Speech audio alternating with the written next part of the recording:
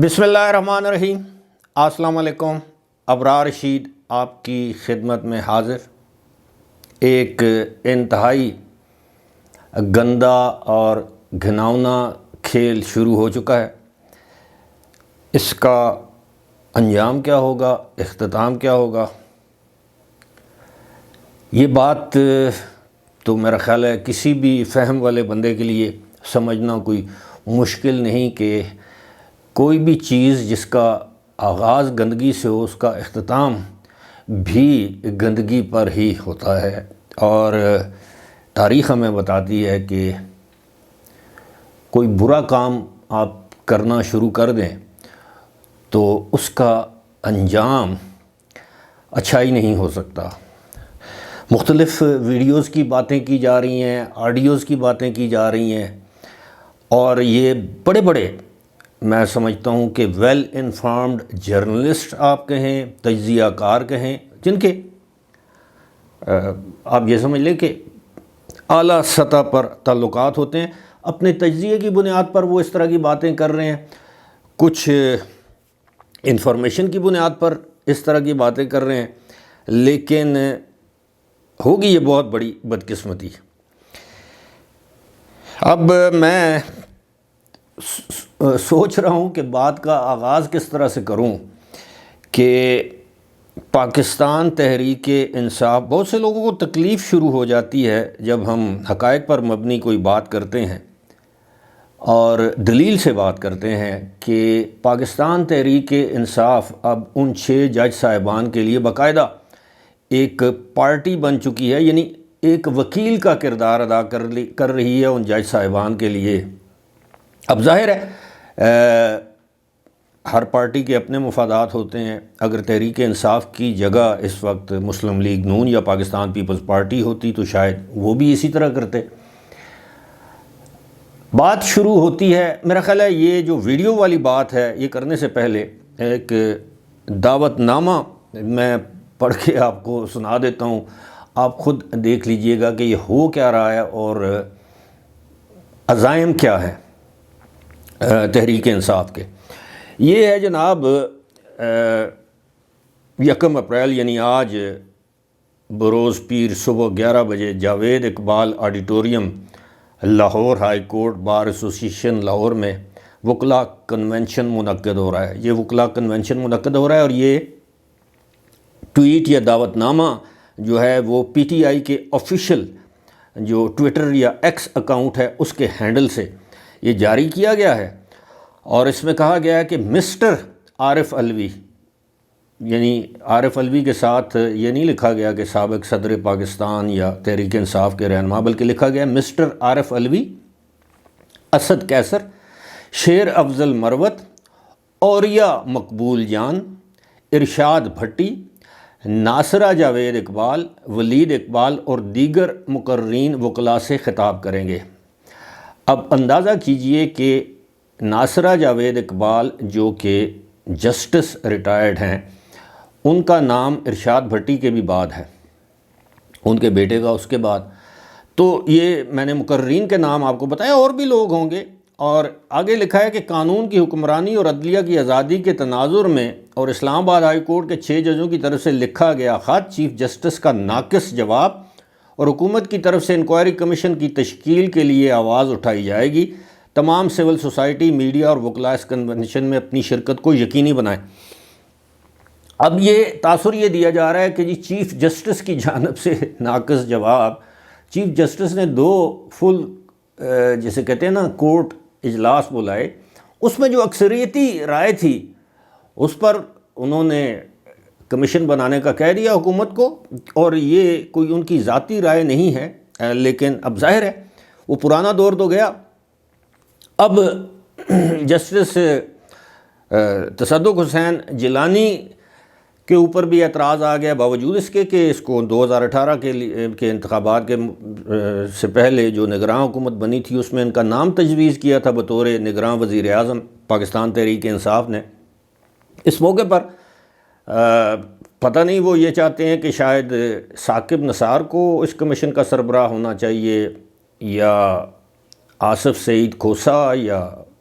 Justice Umar Ata Bandial کو اس کا سربراہ ہونا چاہیے، کس کو ہونا چاہیے؟ لیکن چلیں، اصل جو بات ہے جو میرے لیے تکلیف دہ ہے وہ یہ ہے کہ اسی طرح پی ٹی آئی کے کچھ رہنماؤں نے، جن میں ایک خاتون بھی شامل ہیں، شاید میں پہلے بھی ذکر کر چکا ہوں، انہوں نے ایک عجیب قسم کی بات کی اور اس کا کلپ بھی وائرل ہے کہ جناب ایک جج صاحب کی بیگم کی کوئی اس طرح کی ویڈیو بنائی گئی ہے کسی کمرے میں، اور یہ وہ ان کے بیڈ روم میں۔ اب آپ اندازہ کیجئے کہ یہ جس ویڈیو کا یہ ذکر کیا جا رہا ہے اس ویڈیو کا کوئی وجود ہی نہیں ہے، یعنی یہ تاثر دینے کی کوشش کی جا رہی ہے کہ پرائیویٹ مومنٹس کی کوئی ویڈیو ہے کسی جج کی۔ کسی کو اس سے کیا فائدہ ہوگا؟ آپ کو یہ بھی یاد ہے کہ وہ اعظم خان سواتی کی ایک ویڈیو کا چرچا ہوا تھا، بعد میں پتہ چلا کہ وہ ویڈیو سرے سے جعلی ہے، وہ مختلف ٹوٹے شوٹے جوڑ کے اس ویڈیو کو بنایا گیا اور اس پر جو واویلا ہوا وہ آپ جانتے ہیں۔ اب یہ ایک ایسی ویڈیو ہے، پھر ایک طرف سے جب بات کی جاتی ہے کہ جی پاکستان تحریک انصاف کے اپنے لوگوں کی ویڈیوز ہیں، تو پھر کہا جاتا ہے کہ جی یہ ڈیپ فیک ٹیکنالوجی ہے۔ یہ بات کہتے ہوئے کافی شرمندگی ہوتی ہے کہ کچھ ایسی ویڈیوز میرے تک بھی پہنچی، میں نے بھی دیکھی۔ جی ہاں، آپ یقین کیجئے کہ یہ ماضی کی بات ہے، گزشتہ سال کی بات ہے۔ اب ظاہر ہے اس میں مبینہ طور پر ہم کہہ دیتے ہیں کہ پاکستان تحریک انصاف کے کچھ رہنما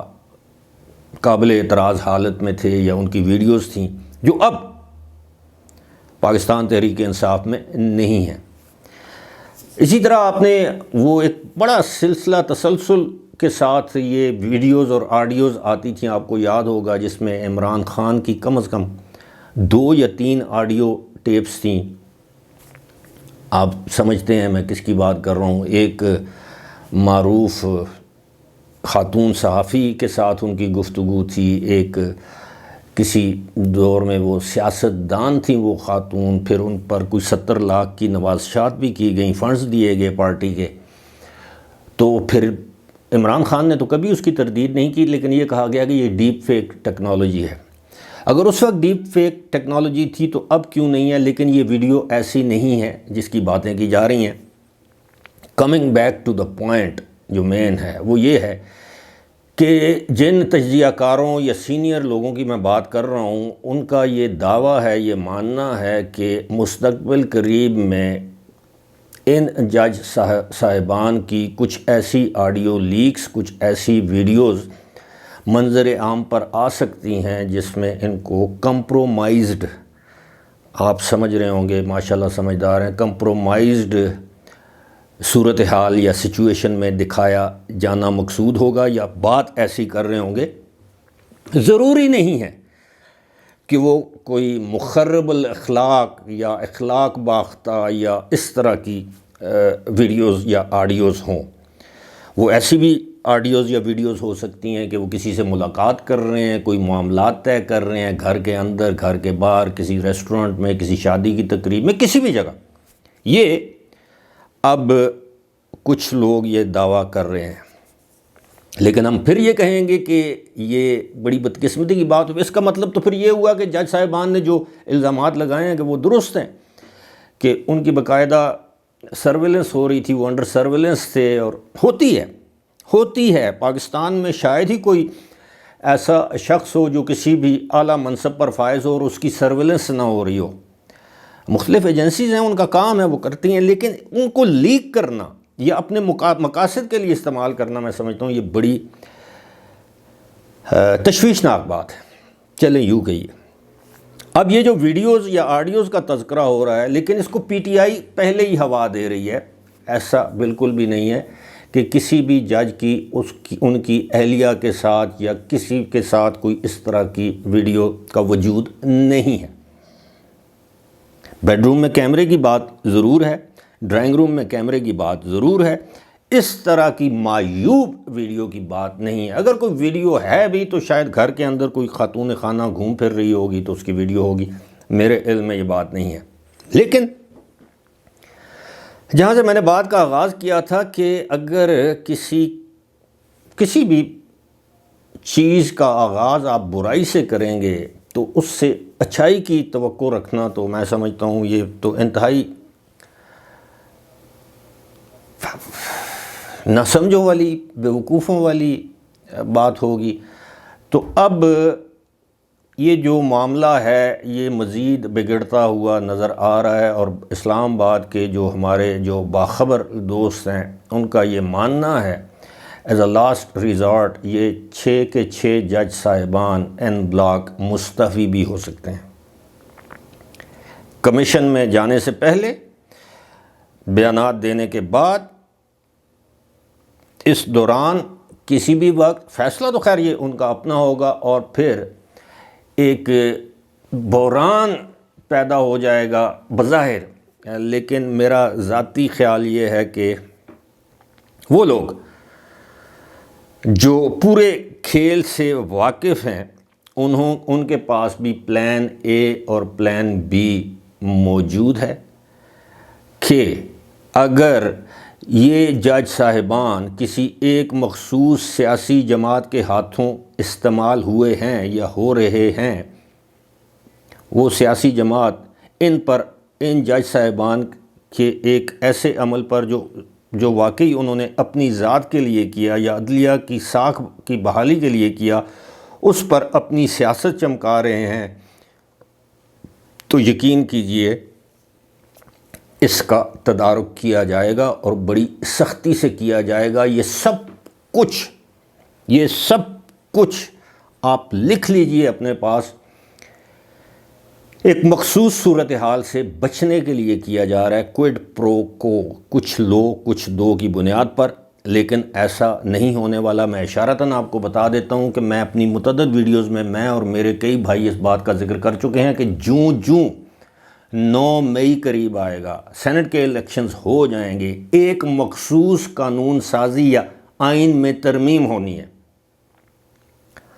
اور اس ترمیم کا مقصد صرف اور صرف ایک ہے کہ 9 مئی کے تمام ملزمان جو اس میں ملوث تھے، جن کے شواہد اور ثبوت موجود ہیں، ان کا آرمی ایکٹ میں ترمیم کے بعد ملٹری کورٹس میں ٹرائل ہو اور ان کو قرار واقعی سزائیں دی جائیں۔ یہ سب کچھ اس کی پیش بندی ہے۔ اب دیکھتے ہیں اس میں زیادہ طاقتور کون ہے اور کون کامیاب ہوتا ہے۔ فی الحال مجھے دیجیے اجازت، خدا حافظ۔